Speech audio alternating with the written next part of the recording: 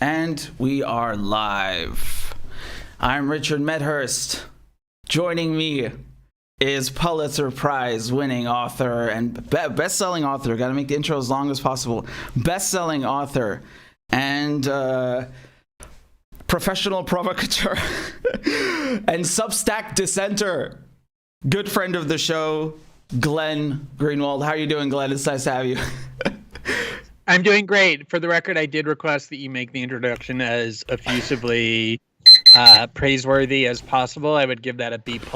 I've heard better, though I've had worse also, and I appreciate the effort.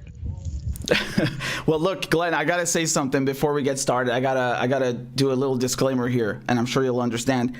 You know, you're a guest on my show, okay? So this means that, of course, I agree with every single view that you have ever expressed in the past, and every single view that you will ever express in the future, and vice versa. Exactly. Everyone knows, especially people on the left, that when you appear on someone's program, it essentially is an endorsement not only of the things that the person wants to talk to you about, but everything that that person has ever stood for in their entire lives or will ever stand for the rest of their lives, which is difficult in your case because you have a lot of dark spots that I'm willingly taking on, but I've decided that I'm willing to do it. Thank you, Glenn. That's really generous of you. Well, you know, I'm really enjoying the whole controversy that is recently unfolding with Substack. I mean, you seem to have pissed a lot of people off just by daring to write for yourself on another website. I don't know. I feel like that should. Isn't that like the most basic thing that you could possibly do in journalism? I don't know what's going on here. Please fill in the blanks for me because I feel like I'm tripping. Well, first of all, let me just, if you don't mind, just take a moment to do something that is unrelated to your question, which is I want to give a warm welcome to this creepy little DNC operative, Bernie hating worm named Matthew Dimitri. I don't know if you're familiar with him or not, but he just like spends all his day trolling left-wing YouTube programs in order to take 60 to 90-second clips out of context and to create the most deceitful image of what people are saying possible. He loves your show in particular, and he loves me, so I'm certain he's probably watching live. Probably will watch 2 or 3 times in the middle of the night as well. And what's amazing about it is not just that there's a DNC operative who does that because they're a dime a dozen, but really stupid and slothful and gullible kind of soft leftists think that he's presenting accurate clips and will therefore construct entire shows around them without bothering to check the context. I think like 50%, for example, of Sam Cedars' show is based on this little wormy, creepy operatives, deceitful edits where they'll like do 30 minutes accusing you of the gravest things without even bothering to check the context. So I do want to welcome him. I think his work is very important. And since I know he's watching, I felt like it would be the courteous thing to do. You know, it's funny what you ask, because like when I first started writing about politics, you know, I wasn't trained in journalism. I had been trained as a lawyer. That's why you're good at it. I started taking it, probably, that I didn't go to Columbia Journalism School and never got, you know, infected with the New York Times mentality. But I did, once I started taking it seriously, try and find models that I, you know, wanted to emulate. And obviously, like, Noam Chomsky was a big influence, you know, in terms of like just how I started viewing and thinking about foreign policy and constructing propaganda. But from a pure journalistic perspective, the person that I clinged on to was I.F. Stone. You know, I spent a year reading every single newsletter that he ever produced. And for people who don't know, he was like this radical leftist who got accused during the McCarthy era of being a communist agent. And he used to work for major newspapers and, you know, realized the constraints that it imposed were far too suffocating. And so what he did was he created a newsletter. He was like a Substack or a blogger before either existed. And he would work out of his home and he would mail his newsletter to, you know, 60,000, 70,000 subscribers. He would live off the subscription income. His wife was the only one who helped him. She would do the mailings and help him out. And he would basically just do nothing more than like he didn't have sources inside the CIA that he took dictation from. he would just deconstruct media reports and government reports that nobody was reading but that were public in order to inform the public about how they were being propagandized and deceived. And he was like a hero of the left. There's a prize named after him, the I.F. Stone Award, the Izzy, for independent journalism maintained by his family through Ithaca College, that I've had the privilege of. I won the debut award with Amy Goodman and then was ultimately installed with like Jeremy Scale in the Hall of Fame. So it's so ironic that that model of journalism, which is emancipating yourself from corporate structure and purposely doing journalism in the most independent manner possible, where you're constrained by nobody or nothing, and are kind of doing this sort of journalism that's designed to dispel corporate propaganda, was once venerated on the left and now is regarded as something to be embarrassed about, because in the Trump years, the left reacquainted itself, mostly liberals, but even parts of the left, with the glories of CNN and MSNBC and the New York Times and the Washington Post, which are their allies along with the CIA and FBI in opposing Trump. So it's so fascinating, this dynamic, that now if you're off on your own, it's actually considered a source of, I don't know, like shame or a lack of credibility, as opposed to what it ought to be regarded as, which is an incredibly important freedom, especially if you want to dissent from prevailing orthodoxies. Yeah, absolutely. And they go further than that. It's not just, oh, you're doing something bad. You're killing, you're destroying journalism. I mean, wow. I'm pretty sure that journalism, when I was a kid, the first, time that I had a kind of realization that everyone on TV was a bunch of liars was the Iraq War, right? This is kind of like the solidifying moment that I've always remembered. And I think that was kind of a period where they should have started doing, the fact checking that they just decided to abandon, and they've all announced that they've rescinded this. I mean, how did that emerge from the Trump era and not from the Iraq War? Like, you would think after starting a war, they would, based on lies, that they would now take the time to actually do their job, which again, it's kind of astonishing in of itself, because you'd expect them to do that regardless in the first place before killing a million people. But like, no, that's just a Trump derangement syndrome thing, and now it's okay, we're going to put it to bed, and everyone who does Substack is a terrorist.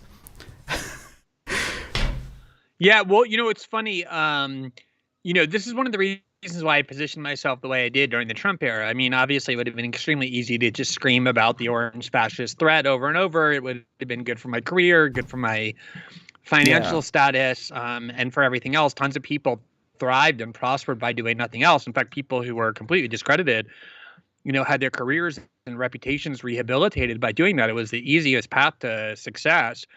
But I had a very similar path to you, even though I'm like a couple of years older than you are. I don't know, maybe you're a year or two older than I am, or roughly the same age. But, when in 2001, 2002, I really wasn't paying that much attention to politics before 9/11. It was like I became an adult in the 90s, and politics seemed very low stakes. It was after the fall of the Soviet Union. It was the Clinton years. The news was dominated by things like the Monica Lewinsky scandal, and, Bob Dole versus Bill Clinton in 1996, and, Paula Jones, and just all of that. And it just all seemed very kind of uninteresting and trivial to me. And I devoted my attention and my intellectual energies elsewhere, to building my constitutional law practice and the like. And I, was one of those people. I lived in Manhattan. I was a professional. So I subscribed to the New York Times. I subscribed to the New Yorker. I subscribed to the Atlantic. And I would read them. I'd read the New York Times every day, and, those magazines each week. And I assumed that as a high-end news consumer, I was getting the basic picture of what was happening in the political world. And it was only once I started writing about politics in 2005 full-time, which I did because of a narrow set of issues that had alarmed me. It was the Iraq War combined with the assault on civil liberties that very few people were paying attention to. They were imprisoning American citizens with no charges, ones detained on U.S. soil. They were just, George Bush would declare them an enemy combatant, and they would be put in a military brig. The thing I thought was always like a red line, right? That you couldn't be imprisoned by your own government without due process. All of that was happening, and very few people were sounding the alarm. So I started writing about politics just from those narrow issues. And once I had kind of the luxury of spending my time as my blog got popular and I was able to earn a living, I also realized how radically I had been deceived, by absorbing all this propaganda through osmosis. And there was kind of a reckoning after the Iraq War on the part of these major outlets. They had to, right? They had endorsed the most destructive lie of at least a generation that destroyed a country of 26 million people and destabilized the Middle East, gave rise to ISIS, all of that, killed huge numbers of people. And they had kind of a reckoning where even like the New York Times said, yeah, we weren't skeptical enough with our intelligence community sources. We were taking what they were telling us, giving them anonymity and putting it in headlines with no investigation. And we can't do that anymore. So I thought that would cause reform. And then also when I did the Snowden reporting, I thought that would further foster a kind of skepticism about these intelligence agencies that, look, you thought the internet was going to be this free, liberating instrument, but in reality, the NSA and their allies have, behind your backs with no democratic accountability, converted it into the greatest tool of monitoring and surveillance and coercion known to human history.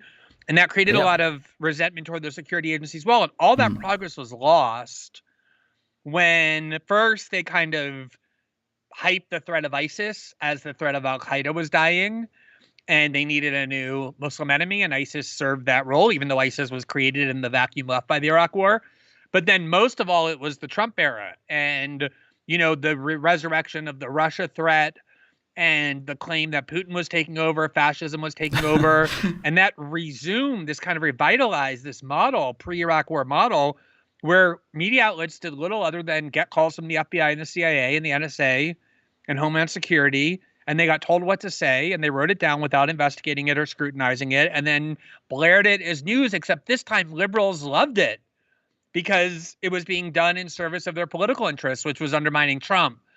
And I'm not really quite sure how long it's going to take to recover from that. But the reason I'm at Substack instead of at The Intercept and believe that, journalistically speaking, my top priority is to promote and empower and elevate independent voices is precisely because this extremely corrupting model of journalism has returned, thanks to Trump, thanks to Russiagate, and similar patterns. I'll just give you one quick example. There was that humiliating debacle this weekend where the New York Times, NBC, and the Washington Post all reported the same false story yet again, which was that the FBI had given a defensive briefing to Rudy Giuliani in 2019, where they supposedly told him that he was being targeted with a campaign of Russian disinformation. He went to Ukraine anyway, and it was completely false. It never happened. The FBI never briefed him. Now, you could say, okay, it's not that big of a deal, but it's not maybe a big deal from the substance of it.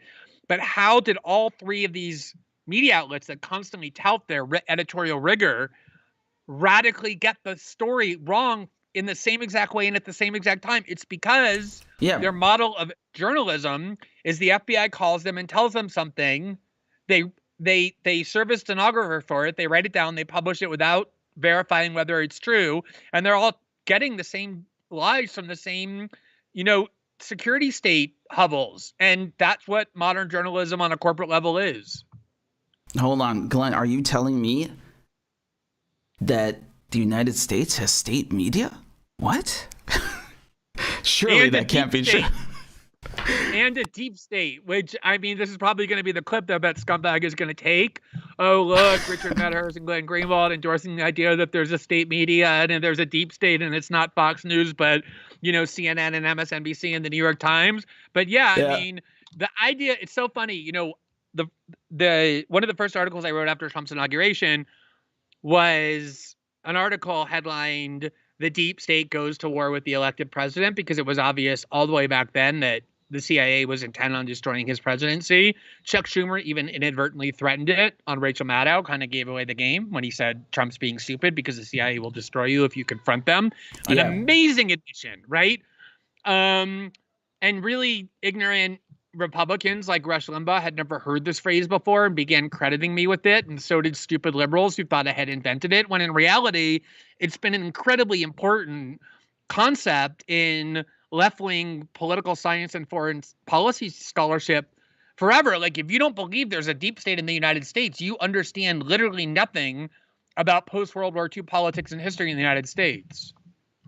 No, I mean, this is really, I really thought that this was extremely abundantly clear, given, again, your reporting on Snowden, because, you know, I'd always known from my parents that, you know, the NSA is actually running the show, and you know, more than people think. And you actually proved that. You literally came along and proved that with Snowden, and that made me very happy. And actually, I knew who you were before I even knew who you were by name, right?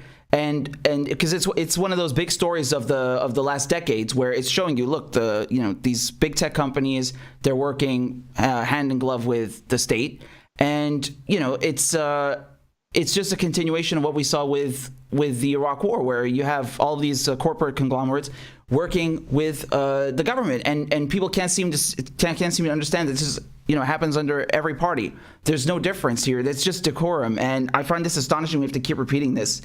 You know, to me, what's really messed up is that now they don't even bother deleting their lies. They just publish, you know, lies, and they don't even bother correcting it, or they just say, oh yeah, well, you know, it was a mistake. But, you know, we have Stockwell back in the 80s, I think it was, just telling on camera how the CIA would just, you know, run false stories to journalists, and they go to one embassy and another and just feed them crap, and knowing full well that a journalist will come along, try to verify the story, and, you know, they had networks of journalists running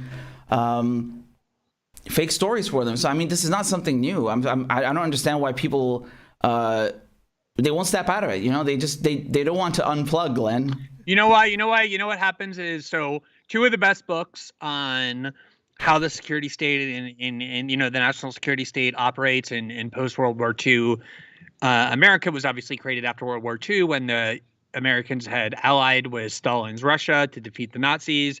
And then, you know, a lot of people in the U.S. in high positions were more sympathetic to the Nazis than they were to the communists, to the Russians. They actually were willing to revitalize and resuscitate large parts of Nazi Germany as a bulwark against Soviet communism. That's how, you know, kind of extremist and radical these guys were, the ones who were the pillars of this national security state.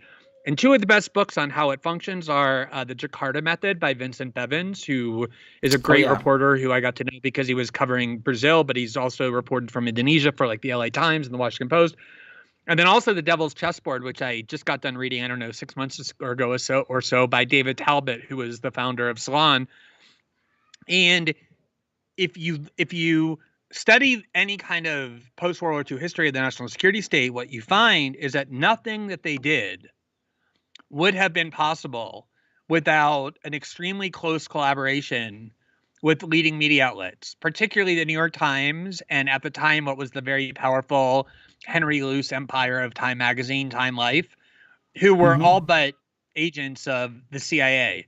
So, you know, if they needed to do a coup in Guatemala or Indonesia or in Brazil, they would just plant stories claiming that the democratically elected governments they wanted to overthrow were in fact dictators, and that the military juntas or right-wing operatives they wanted to install were actually revolutionaries fighting off tyranny. And you can go read any New York Times article about every coup the CIA did in Iran as well, where they installed the Shah, you know, peddling that narrative. So I think it's not that people don't know that, especially people on the left know that, right? You're steeped with the idea that the CIA is evil, that it does the dark arts, that, you know, even even they know in World War II, in the War on Terror, it was the CIA installing the black sites, you know, hidden sites designed to be kept from international human rights monitoring, like the Red Cross and other groups, because they were designed to torture or kidnapping regimes. It was all the CIA that did that. And then under Obama, that did the targeted attack. People know that. But what they always think is that because you never quite know what the CIA is doing in the moment, you only know what they did previously. They always believe that, oh yeah, like if you say the CIA does coups, really stupid liberals, excuse the redundancy, will be like, yeah, they were wrong to like overthrow Mossadegh in 1954 in Iran, and like, yeah, they did some bad things in as though they don't do it anymore. Yeah, right. That's what they really think. So it's like they always, at every given moment of the present, they're always convinced that the bad acts that they know about are obsolete relics of the past that don't actually, like the CIA doesn't really kill people or assassinate people anymore or overthrow governments. This is all stuff from the Cold War that they stopped doing. Yeah, I think in World War II, it was I think it was called the OSS, Office of Strategic Services, and then the British equivalent, they had the SOE, Strategic Operations Executive. I can't remember the full acronyms, but yeah, these are the precursors to them. And yeah, it's so funny. They act like they don't do this stuff anymore. I can't even count the goddamn number of coups, man. And it's what's astonishing to me is that I was reading your book, Securing Democracy, and this, I mean, for lack of a better term, I don't want to use the cliche, but it does read like a spy novel. It's really had me glued to the screen. And I want to kind of break this down for people who maybe aren't so familiar with Brazil and what happened during the last couple of years. I was hoping if you could start with Operation Car Wash and just kind of break down what happened in the judiciary and how that led to the Supreme Court ruling in your favor, I would say, and just the beginnings of it. So just as Bolsonaro is getting into government, right? Yeah. So I mean, Operation Car Wash was probably the single most powerful event shaping Brazilian politics over the last 5 or 6 years. It was the force singularly responsible or primarily responsible for the impeachment of Dilma Rousseff, the Workers' Party president, the first female elected president of Brazil in 2016 under totally fraudulent pretext that I was denouncing at the time, and was also responsible for the imprisonment of the founder of the Workers' Party, the former two-term highly popular president Lula da Silva, who governed Brazil from 2002 until 2010. They imprisoned him in 2017, right as all polls showed that he was overwhelmingly the favorite to become president again. So they kind of destroyed PT. They impeached Dilma, and they all of a sudden they saw, wow, Lula is positioning himself to get back into the presidency. We did all this work to get rid of PT finally, and now Lula's just going to waltz back in right to the presidency. We're not going to let that happen. So they, brought these very dubious charges. They knew at the time had no evidence, and quickly convicted him, all under the aegis of Operation Car Wash. And Operation Car Wash was this kind of lucky, coincidental investigation that started as something very small in this like mid-sized town of Curitiba, which is kind of like the Kansas City of Brazil. It's just like a place a lot of people kind of live, but never has any relevance. And they caught this guy who was money laundering cash through a local car wash in Curitiba, hence the name Operation Car Wash. And when they caught him, the case went before this low-level judge, Sergio Moro, and he said to them, look, I am involved heavily in the corruption schemes of the most powerful politicians and oligarchs in all of Brazil, and I can give them all to you in exchange for, leniency for not going to prison for what you caught me doing. And of course, they didn't believe him at first. And the more they investigated, the more they found it was true. And this thing expanded into this incredibly potent anti-corruption probe that was sending billionaires to prison and really powerful political people. And there were a lot of people, even on the left, myself included, who thought it was a good thing. Because Brazil does have systemic corruption and have, as someone who came from the United States, a country where our elites don't go to prison. Nobody went to prison for the Iraq War lies. Nobody went to prison for torture or illegal surveillance or the 2008 financial crisis. I was like, wow, that seems pretty good. That like these billionaire heirs who have run Brazil forever are going to prison because of corruption. And all these politicians with huge, millions and millions of dollars in Swiss bank accounts that they got for giving out favors to those billionaires, construction contracts, oil contracts, and the like, they were going to prison too. But what quickly happened is that probe and the judge who was overseeing it, Judge Moro, became so popular in a country starved for something they could believe in that the power of this undemocratic, unelected judge and his team of young prosecutors who were all right-wing zealots became so enormous that nobody could oppose them. And the media, the oligarchical media, and other rich factions in Brazil said, okay, well, if we can't contain it, let's at least, co-opt it. And they co-opted it into a force designed to destroy left-wing politicians, particularly the Workers' Party, at a time when Lula was getting ready to run. And so when Right. Bolsonaro won in 2018 with his primary obstacle to the presidency, Lula, removed and imprisoned by Judge Moro on these incredibly flimsy charges. The first thing was he turned around and he made that judge the most powerful person in Brazil by making him the the Minister of Justice and Public Security, consolidated huge amounts of power that had been dispersed among multiple agencies under his control of surveillance, investigation, law enforcement, the rest. Go ahead. He created a new role for him, basically, right? Yeah, they called it, because Moro was so much more popular than Bolsonaro, and Bolsonaro needed Moro more than Moro needed Bolsonaro. Bolsonaro needed him as a kind of anchor of legitimacy with the bourgeoisie and the oligarchical class and the international community to say, look, I'm a legitimate government. I have the high priest of ethics that you put on the Time 100 list, that the IMF and the World Bank love, that all Westerners who at Yale and Harvard who teach corruption classes have brought in. He was like a internationally celebrated figure. And so when he went and joined the Bolsonaro, and so he negotiated, he said, I'll join your government, but only if I have full power of all these agencies under my command. And Bolsonaro gave it to him because he needed them.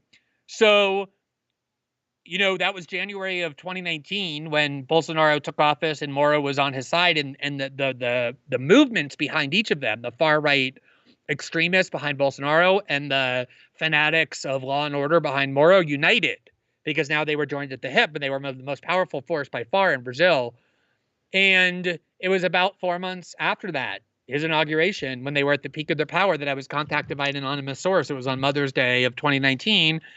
And the anonymous source said, I've spent the last several months hacking the telephones, the Telegram accounts of Moro, of all of his prosecutors, and I've downloaded an enormous archive of their secret communications and chats and videos and photos and audios and documents. And within this archive, he told me, is conclusive proof of extreme corruption in the way they conducted this corruption probe.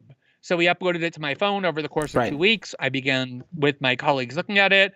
And what we found was that everything he said was true. It showed that Moro was constantly collaborating with these prosecutors over how to make sure that the defendants he was required to judge neutrally and was pretending to judge with objectivity would be convicted. It was a whole, the anti-corruption scheme itself was corrupt. And when we began publishing and exposing that, it, destabilized the Bolsonaro government at its core, because Moro was the most important anchor of legitimacy.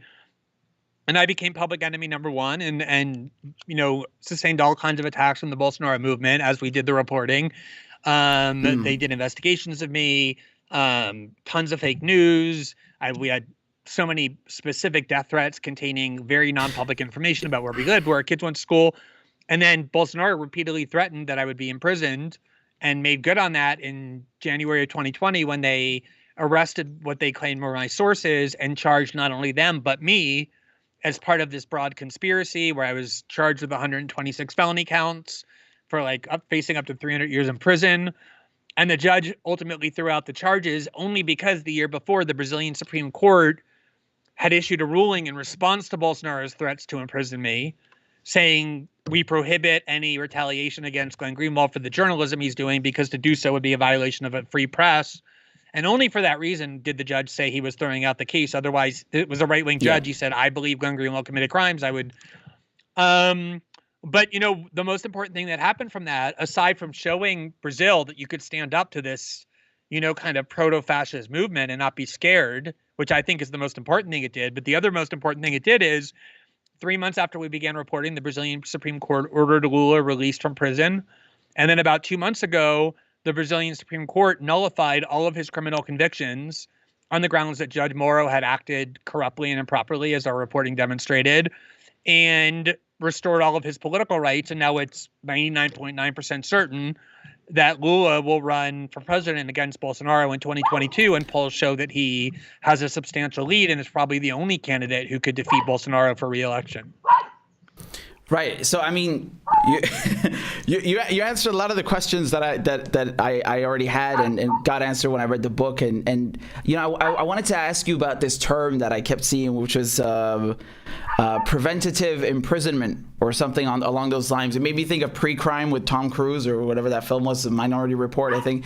And could you explain this concept, because it played a role in the Moro investigation with Operation Car Wash. So I mean, like yeah, they were, you know, jailing people based on so-called corruption, but I mean, they were doing some of it with preventative imprisonment. And you also, I think, said that you were threatened with this at one point based on your journalism. I mean, what is that all about? Yeah, so what happened was, you know, in the U.S., before you're convicted of a crime, there are certain circumstances under which you can be imprisoned, right? They'll put you in prison. Usually what they do is they arrest you and then they set bail conditions to make sure you don't flee. And if you can pay the bail, you get out. But under certain circumstances, bail will get denied, but it's very narrow. You know, you have to be a serious direct threat to the community, like you're a murderer who's likely to murder again if you get out, or you will corrupt the investigation by killing witnesses or threatening witnesses. It's really only for like very serious accused terrorists or mafiosos or people who or like journalists are serious. from Australia. Yes, exactly. Or journalists from Australia, hated by both political parties. So what Moro did, because his power was so extreme, was he just started running roughshod over every constitutional protection. And he started using this preventative prison as a matter of course. So you would get these like billionaires, these like guys, you know, born into like oligarchical families who have lived in extreme comfort all their lives. And without proving they did anything wrong, Moro would order them in prison preventatively and would concoct some excuse. And Brazilian prisons are not a nice place to be. They're notoriously, you know, hideous. And then they would say to them, if you want to, you're not going to get out for a long, long time. Your trial's not for 18 months away, you know, and there's a good chance you're going to get convicted. And these guys knew they were probably corrupt. The only way you're going to get out is if you sign this document accusing the people we're really after of having committed crimes and being corrupt. And what do you think they did? It was like torturing Guantanamo detainees. They would say whatever they needed to have the torture stop. Yeah. And then a lot of times what they would do is they knew that those accusations that they had coerced were fake. They couldn't bring charges against them because there was no evidence for it. So they would leak it primarily to Globo, which is like the most dominant news outlet in the country. And Globo, which has TV networks and newspapers, would blare in headlines that this one person had accused this other person of corruption, and they would just destroy these people's reputations overnight with no evidence, no process. That was their main weapon, aside from keeping people in prison with no charges. And the Supreme Court was afraid to rule that this is illegal because he had so much popular support behind him. You know, like you'd go to any city and you'd see life-size murals of Sergio Moro on the sides of buildings. At every protest, they would have huge 50-foot, you know, dolls depicting him as Superman. Nobody could challenge him. And so preventative prison became a very commonly used, it corrupted the Brazilian judicial system completely. And so what happened was when they brought charges against me and my lawyers came in and asked that the charges be thrown out based on that Brazilian Supreme Court ruling, the judge, the right-wing pro-Moro judge, said, basically, I'm not sure that he really had the courage to accept those charges, because by this point, the whole world, you know, the New York Times, the Guardian, the BBC, like the Fox News, which plays a big role in Brazil, you know, was denouncing what was being done to me. It had become like an international scandal. Like Democratic presidential candidates like Bernie and Elizabeth Warren and Tulsi Gabbard were denouncing it. It was a big deal, and it was a big deal in Brazil. So I'm not sure that he had the courage really to do it anyway, but he said he would have absent that Supreme Court ruling. And he said, not only absent that ruling would I accept these charges against Glenn Greenwald, I would order him preventatively imprisoned on the grounds that because he's continuing to report documents that were stolen, he remains a threat to the public order and to national security.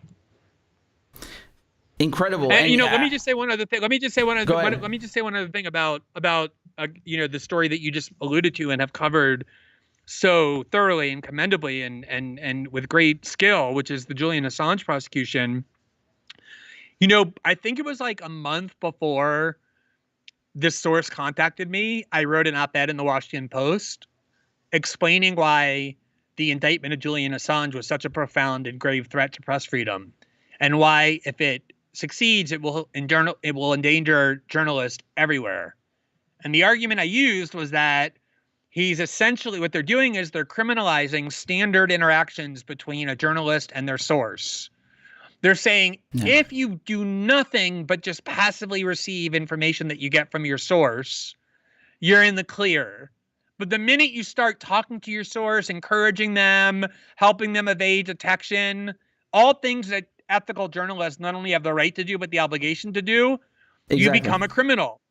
And I was trying to get other journalists to see that even if you hate Julian, which I know you all do because he's done more reporting than you would do in 1,000 lifetimes, and therefore you feel ashamed by his existence, even if you hate him and can't get yourself to stand on the principle of press freedom that your whole profession is supposed to be about, just out of self-interest, this should worry you. Because like Trump or whoever could use this theory to prosecute you. And it's amazing because a month later, whatever it was, is when I got contacted with my source. And I believe very strongly, the theory the Bolsonaro government used to try and prosecute me was very similar to the one that the U.S. government is using to prosecute Julian, which is they admit that, when the hackers came to me and gave me the archive, all the hacking was done. I had no role in that. There's no question about that. The theory, though, that they tried to use to make me a conspirator was that I advised one of the sources at one point when he asked me whether he should keep copies of the chats he was having with me. I told him there was no reason to because we were keeping copies of those chats. And the prosecutors created a theory that was like an implicit encouragement for him to destroy those chats. And I therefore became guilty of obstructing justice and helping these criminals, and therefore became part of in other words, exactly the same theory that they're using to try and imprison Julian. And I'm certain the Bolsonaro government thought, well, look, if the U.S. government, like the government of his citizenry, can do it to Julian Assange, why can't we do it as well? And it is amazing how impervious journalists are to the threat. They cannot get past their emotional contempt for Julian. Yeah, I mean, you took the words right out of my mouth. I literally wanted to ask you about Julian, like this pattern where they're taking journalists and slapping them. In the case of Julian, one charge under the Computer Fraud and Abuse Act, saying, oh, there's a conspiracy to hack, and then in your case, they're also accusing you of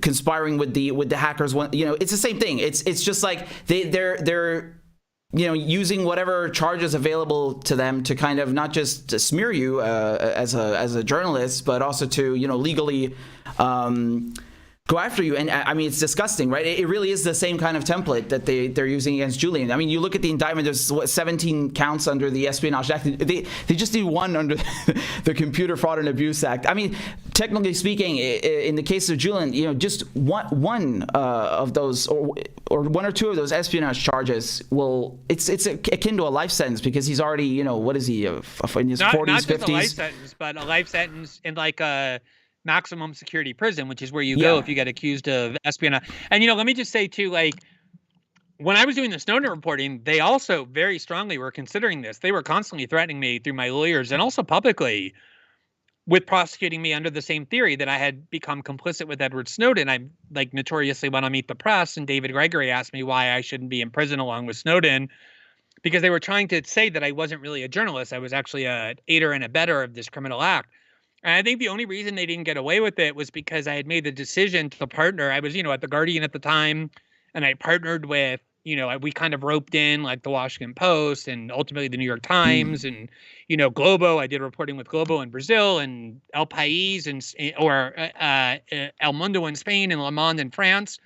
And Laura Poitras did reporting with Der Spiegel. So we kind of lured the mainstream media into our evil web, and it made it very difficult for them to say we weren't journalists because we were doing the reporting through established outlets. And of course, ultimately won the Pulitzer and the Polk, and a film about it won the Oscar. So it became much harder for them to do it. And so when I got this source in Brazil, the first thing I did was I looked for big Brazilian media outlets to kind of co-opt them into the story. And I partnered with Folha of São Paulo, which is the biggest newspaper in Brazil, kind of like the New York Times of Brazil, and this center-right weekly, News Weekly, Veja.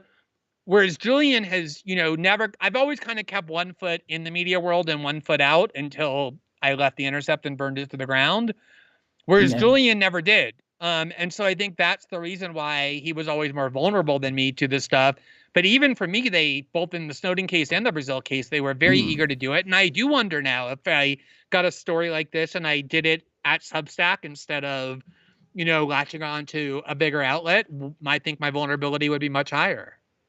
Yeah, I mean, that's an excellent point. And it's something I've always wondered, actually, because, as soon as the unredacted State Department cables were leaked, and it wasn't even WikiLeaks did it first, Cryptome.org, the next day you had a joint statement by The Guardian, Le Monde, Presse, and they were basically, they did a 180. They had actually partnered with WikiLeaks on several projects, and then now all of a sudden they're kind of like distancing themselves. And I always wondered why it was that also in your case with Snowden, you, as you said, you kind of partnered with bigger outlets, but it makes sense now, right? So it's like kind of a contingency or shall we say like for defense purposes essentially, right? Not to mention that they of course have huge reach because of they have.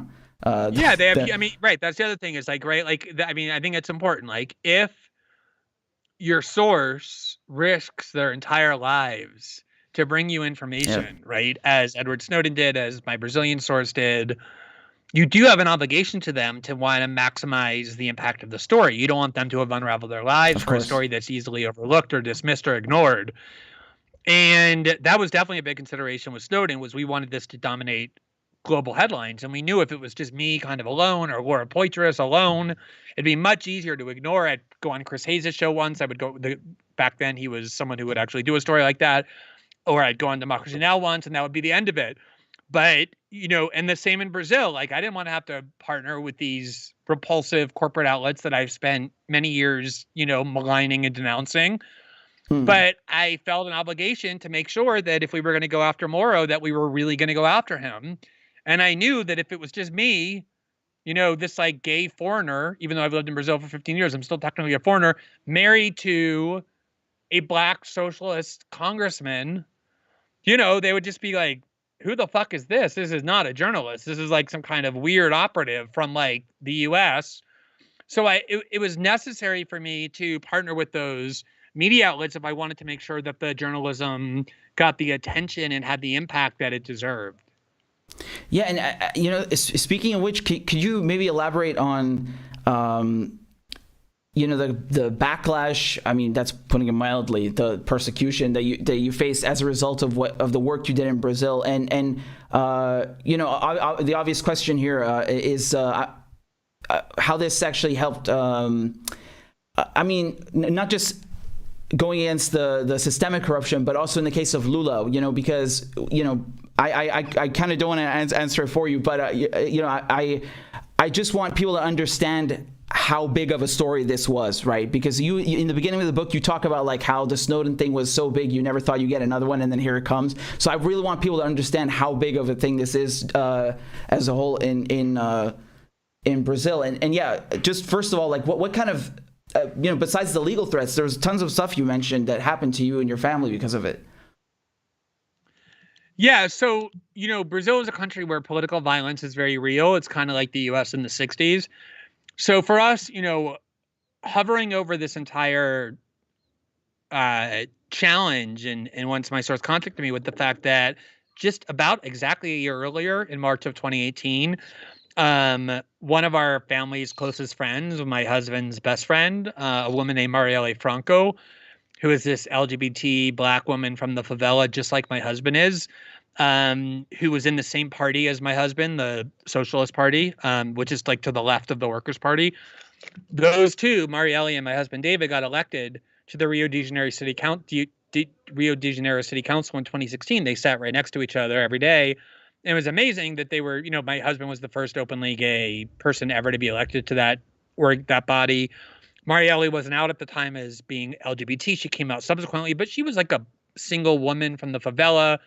a single mother at 19 who went back to school, like the kind of people who just never yield power. And Marielle, unlike David, who like just squeaked in to his seat, Marielle got this huge, enormous vote total. She became like a political phenomenon overnight. And, they had like, she became this like icon, this iconic figure. And in March of 2018, she went to this event about Black women moving political structures, and she was riding back home. Her driver was taking her home after the event in her car, and these two cars pulled up alongside of her, and in one of the cars were former military and police agents who are now part of this militia. And they opened the window and they pumped 14 bullets into her car. 4 went into her skull, killing her instantly. 3 went into the back of her driver, killing him instantly. And obviously that was, an incredibly traumatic event for us, personally, but and politically and in every other way. And then right before, about 4 months before I got the source, what had happened was my husband ran for the Congress, the federal Congress, from the Rio de Janeiro City Council seat that he occupied, and he missed by 1 seat. He was kind of like the 4 people in his party won. He was in 5th, so he was kind of the alternate. We thought they were going to get 5, but there was a huge right-wing rave. But the one in front of him was this LGBT congressman who had been like famous as a reality show winner. He won Big Brother Brazil, like the biggest show in Brazil, like 10 years ago, as an openly gay man, which is a big deal in Brazil. Became a celebrity, ran for Congress, but he was like the arch enemy of the Bolsonaro movement, which is really centered by and propelled by anti-LGBT animus. And he announced that rather than take a seat in Congress, he was going to flee the country with Bolsonaro because of death threats. Pictures of his front door, pictures of his mother's license plate had become so terrorizing that he could no longer take it psychologically. And so he fled Brazil, the only country he had ever lived in, before he took that seat. And when he did, it was David who automatically by law took his place. So the only openly gay congressman in Brazil that fled because of Bolsonaro, it got just by coincidence replaced by David, who became like this huge figure in Brazil. It was a very dramatic event. He and Bolsonaro traded these like really vicious insults on Twitter the week that it happened. So we were already in this like negative spotlight from the perspective of the Bolsonaro movement, reporting as this openly gay couple with 2 adopted children, this nuclear family at a time when they were trying to depict, gay couples as these like predators and threats and whatever. We were kind of like a living negation of their propaganda and ideology. Yeah. And so within the first week of our reporting, starting like on the 3rd or 4th day, there's this huge coordinated, well-financed fake news machine in Brazil that turned entirely on me. So every day, literally every day, at the top of the trending topics of Brazilian Twitter would be some hashtag asking for my deportation, or like it would be like Glenn in jail, arrest Glenn, deport Glenn. Every day, every single day, something like that. And the first week we got, I think, 12 or 13 death threats to our email and to our home, saying, we know where you live, we know your kids go to school. And so we had to institute a protocol where the government paid for David's security and the Intercept paid for mine, where we could only leave the house in armored vehicles of the kind that would have saved Marielle's life had she been in one. We couldn't leave without multiple armed guards. We still haven't left our house in 2 years almost without that protocol in place. They leaked that they were investigating us. They were investigating our finances. Every time I would go to a public event to speak, a lot of times it would get canceled because the event organizers were getting too many death threats and felt like they couldn't secure it. Other times I would have to speak in really bizarre precautions. Like one time I had to speak from an offshore boat to the audience on shore because they didn't want me to be on land. And there were a bunch of Bolsonaristas behind us shooting fireworks at the boat and set a banner in the crowd on fire. I got physically attacked once on live on air when I was debating this pro-Bolsonaro journalist right on the day before Lula was let out of prison. So it was, a lot of anger towards me because I was getting Lula out of prison, which had been there. So it was, an incredibly difficult and intense period of time. They're insulting your kids too. Like, I mean, what is that got to do with your work? Like, yeah, it's just. Yeah, I mean, actually that fight with that pro-Bolsonaro journalist happened because I went to this right-wing very popular right-wing television program, because like in the US where I go on Fox, I believe in doing that. And right before I was on air, they were like, hey, we would like to put this journalist on the air with you, who he and I had a lot of animosity. And I said, that's fine. But about 3 weeks earlier, he had made this huge scandal because he went on the air and he gave this like 10-minute speech about how is it that with me working with the stolen material in Rio de Janeiro and David in Brasilia as a congressman who he called corrupt, how is it possible that we have any time to take care of these kids? Who's taking care of these kids? It's impossible that anyone is actually caring for them. And a judge from like the minor court should investigate whether those kids should be removed from our homes. That was what he said. So when they sat me next to him, I obviously wasn't going to have like a respectful dialogue with somebody who had called for our kids to be returned to the orphanage from which we had adopted them. So I immediately raised that, thinking he would say, because it's just beyond the bounds of decency for anyone, right? Like, look, I'm sorry that I said that. That was just over the line. I didn't really mean it. But he didn't. He defended it. He mocked me that I don't understand irony. And so just like this rage built up inside me where I called him a coward like 15 times, and we were seated like 2 inches away from each other. So that's when he tried physically attacking me. I blocked him. We stood up. He kind of hit my face a little bit. Then I took a big punch, and they went to a long commercial break. I mean, that guy is the embodiment of cowardly, honestly, and that's just pathetic. Everything that he said, and then seriously, I mean, I just going back a little bit. I just want to say, that was heartbreaking about Marielle and what happened, because you think that that's something that never happens to someone, and then I mean it's just it's really heartbreaking, and the climate of violence that's in Brazil. I mean, you have to constantly basically watch over your shoulder, right? The whole time, regardless. And now the fact that you actually challenged the government and challenged someone like Bolsonaro specifically. I mean, I don't think people understand his background, where he comes from. Like, this guy is, he comes from the old guard of people who believe in military dictatorships, and they think it's a joke, right? And then they what I find astonishing is if you go on Fox, they say like, oh, you're a fascist, but when you're challenging people like Bolsonaro, they're nowhere to be found, these people. And I wanted to ask you about that, if you think that term is thrown around too lightly in the U.S., because I went to school with people whose grandparents, whose relatives were killed in the Holocaust. I grew up in Vienna, and Mauthausen concentration camp is like 1 hour, 2 hours away. So I grew up with an extremely clear idea of what fascism is, what Nazism is. And then I see people in the United States and even in the UK, they just throw around that term for anything they don't like. And it's just like, I don't know, I think it's politically illiterate, and it's historically illiterate, and it's just, I don't know. It's offensive. It's offensive.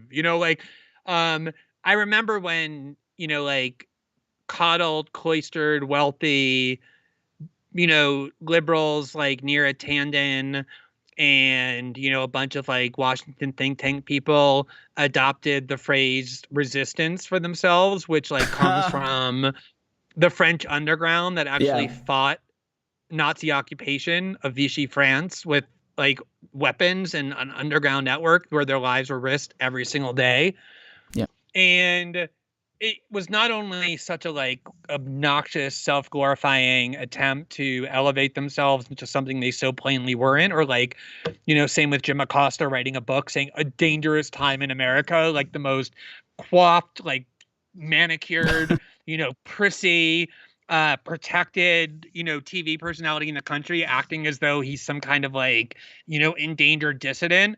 But it is, as you say, so historically ignorant. And it's always why I found so objectionable the effort to equate Trump and Bolsonaro, because unlike the United States, which is a 235-year-old democracy and that has incredibly powerful institutions to preserve the status quo, as we saw, Trump was basically unable to do anything in terms of incursions into democratic institutions. Whereas Brazil is a country similar to what we were describing earlier, that was the victim of a 1964 CIA engineered coup, where the CIA worked with right-wing generals to overthrow the center-left elected government in 1964. and installed a brutal military dictatorship that ruled the country for 21 years until 1985. And, you know, they weren't as like savage as, say, Pinochet or like General Suharto in Indonesia. So it doesn't get as much attention. But they murdered dissidents, imprisoned journalists, exiled artists. They were no civil liberties of any kind. It was a brutal, savage military dictatorship. And Bolsonaro was a young army captain as part of it. So he wasn't like a ruler, but he was in the military. He was instilled with that dictatorship. He defended it. He was part of the military that ruled the country. And he has been saying for the last 30 years, as a congressman from Rio de Janeiro, kind of on the fringes of political life, I believe that the military dictatorship is a superior form of government to this democracy that we have now. I think Brazil was better off in the 70s and 80s than it has been since redemocratization. And he has this iconic interview that brought him a lot of attention in the media for the first time, where he said, if I'm ever elected president, the first thing I would do is close the Congress. The next thing I would do is close the courts. And it's not like he ever changed that or renounced that or became like that's who he is.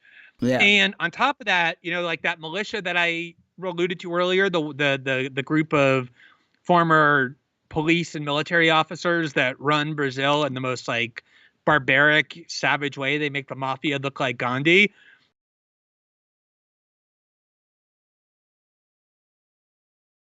Emerged before he even took office was that his son, who has spent 10 years as a state legislator in Rio de Janeiro and was elected to the federal Senate in 2018 when Bolsonaro was elected president, it turned out that they did an investigation into this militia that killed Marielle, and they found the top 6 people, and the chief of it became a fugitive, and they identified him.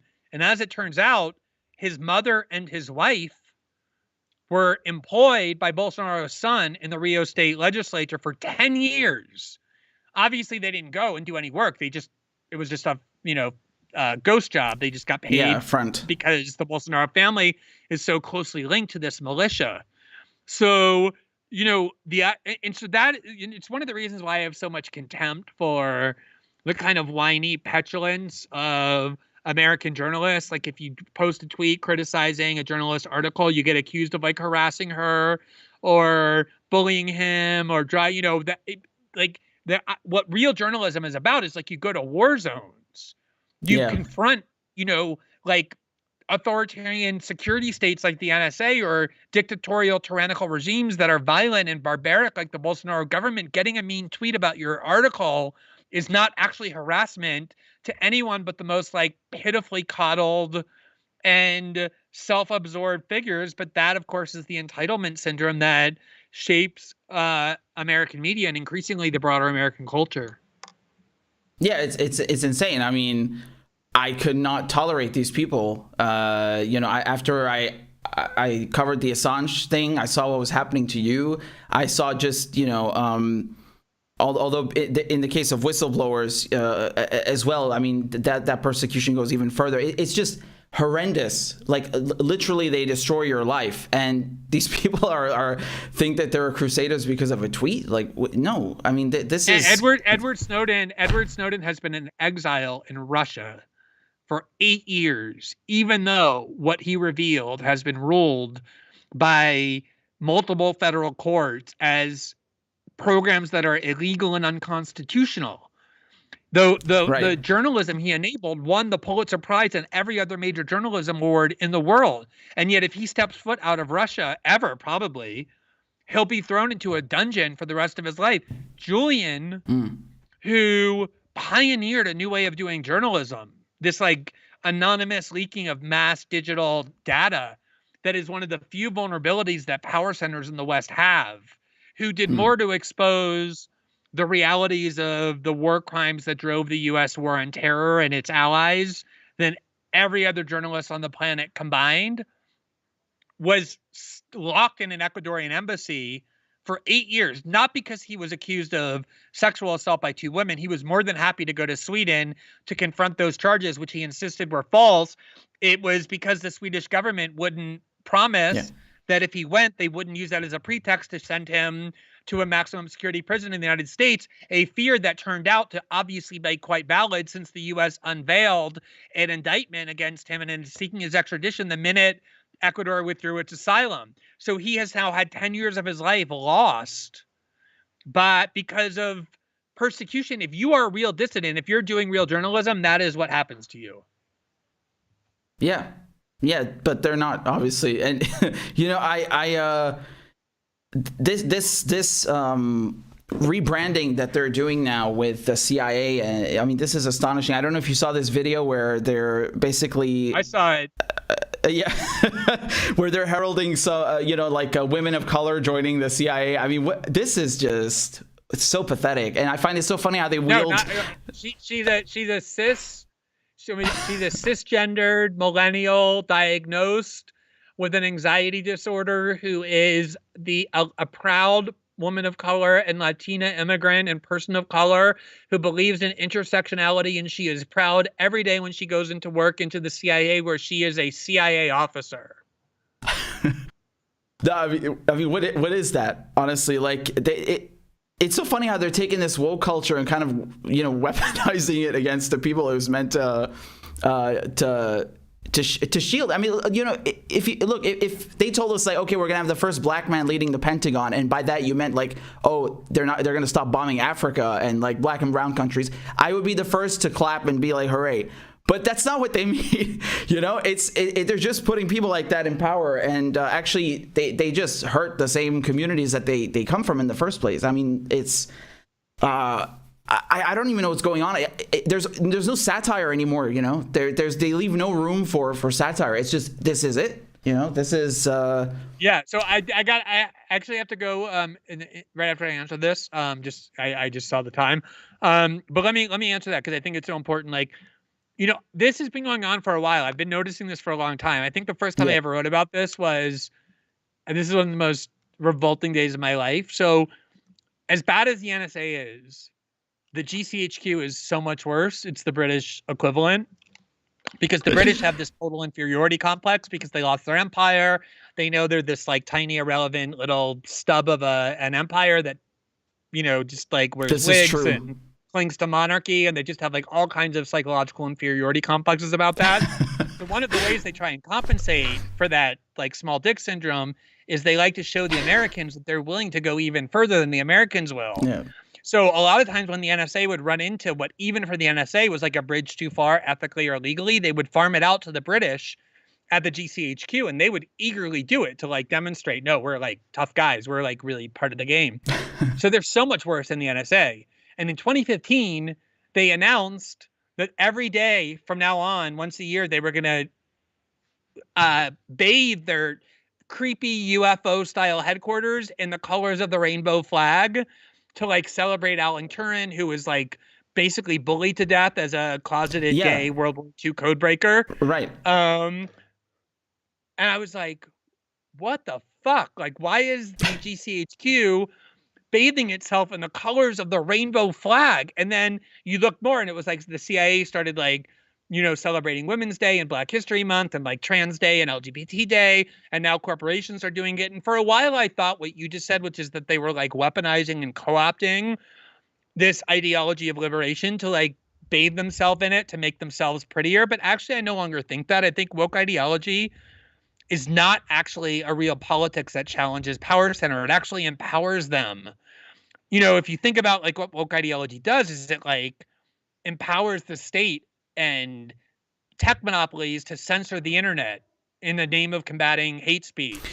Right. It lets HR managers and corporations have greater control over their employees' lives and more easily to fire them if they say something that in some way runs afoul of this ideology. And it obviously makes it so that when people are so focused on all of these social issues, they don't, how often do you hear in left-wing politics, let alone liberal politics, any real discussion any longer of like the NSA or the CIA or Silicon Valley or hedge funds? It's been pushed way to the side in favor of this kind of symbolic gesture, which these power centers love so much, because it's not about redistributing the disbursement of power. It's just about changing the facade of what that looks like. And they're more than happy to incorporate as many people as who want to come work at Langley or, Citibank. It's like the more the merrier. come on in. If you want to join us, we're so happy, especially if you're doing it in the name of this, inspiring leftist ideology that makes millennials think good of us. So it's really become this ideology, not that's being co-opted, but that's actually helpful only to power centers. Just one last thing that I'll say is that I love how even at the extremities of it, there are still no Arabs in any of this. It's like we're not even, that is still off limits. Like, you have that. But, and just adding to what you said about the British, I mean, the Julian Assange thing is another facet of that, how they're willing to play ball 100% and keep him cooped up in Belmarsh. And, oh, yeah. Yeah. So, yeah. Glenn, where can people find your work, and where can they buy your new book?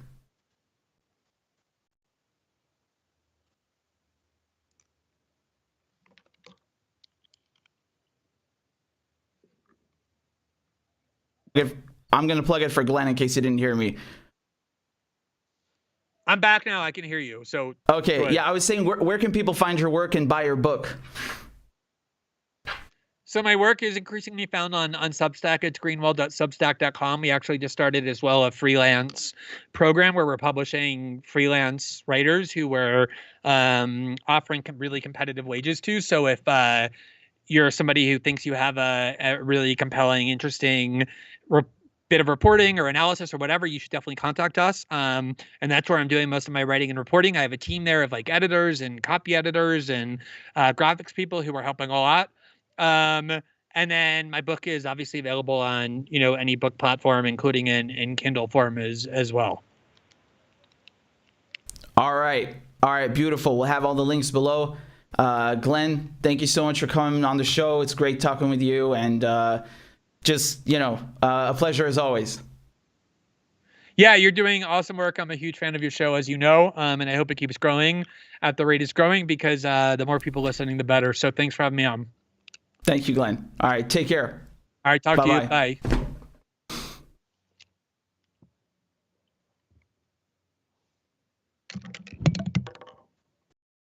All right, wonderful.